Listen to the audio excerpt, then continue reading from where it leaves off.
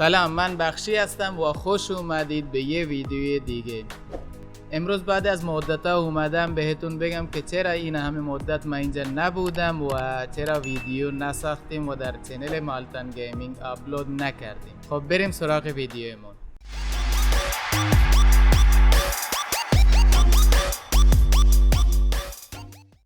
خب دوستان، از اونجایی که میدونید ما خیلی وقت تو این چنل مالتن گیمینگ داریم فعالیت میکنیم و چنلمون بیشتر در مورد گیم و اینجور چیزا است، ولی متاسفانه بعد از 6 ماه فکر کنم من ویدیو نذاشتم به خاطر مشغولیت هایی که داشتم و به خاطر این که من در حال ساخت خونه خودم هستم. اونایی که در ایران زندگی میکنن میدونن ساخت خونه یک کار خیلی زمان بره و خیلی زحمت میخواد تا این که بخواید در ایران خونه بسازید، اونم خونه ای که خودتون با پول حمالی و اینجور چیزا بخواید بسازید.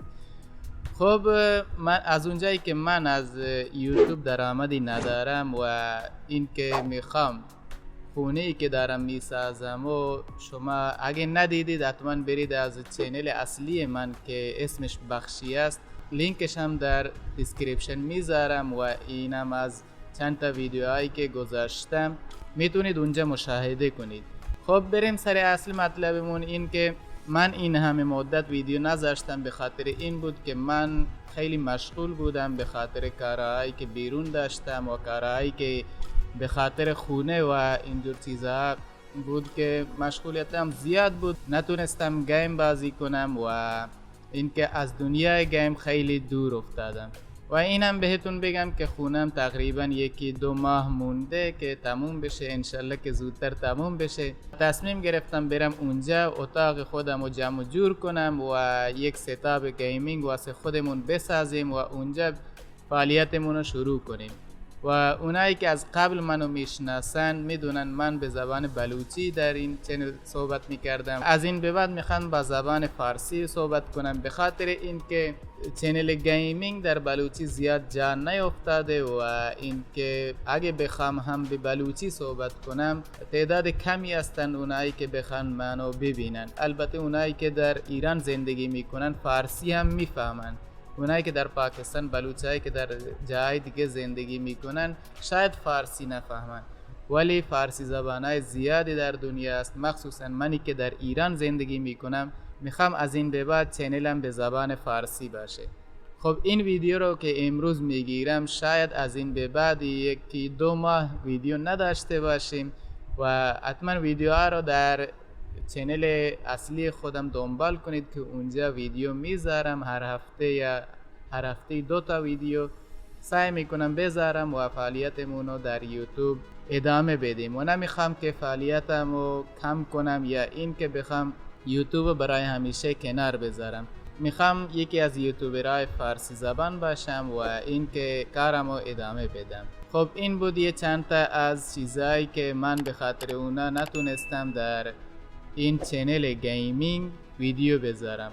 خب حتما در 1-2 ماه دیگه شروع میکنیم فعالیتمونو که بیشتر من سعی دارم استریم بذارم و لایو باشم تا این که بخوام یک ویدیو بگیرم و بشینم پاش تا ادیت کنم و اینجور چیزا، چون وقت زیادی و ندارم. به خاطر همین صبح تا شب مشغولم و شب بخوام ویدیو بگیرم دیگه یه هفته یه ویدیو میشه که نمیخوام اینجوری باشه.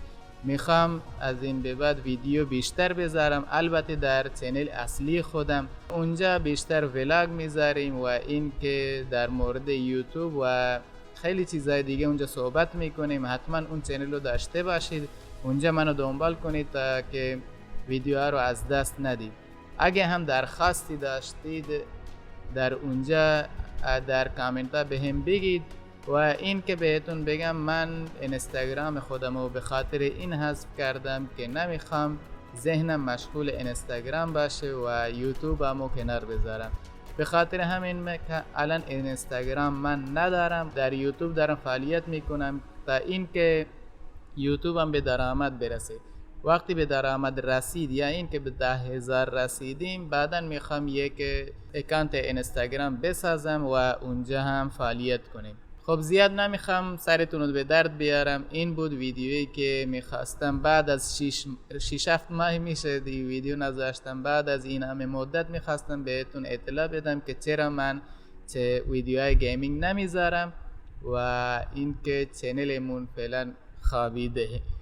خب چنلمون زیاد بزرگ هم نیست که بخوام به یه افتخاری واسم باشه، ولی این که شماهایی که هستید و منو دنبال میکنید، شماها برای من یه افتخار بزرگی هستید.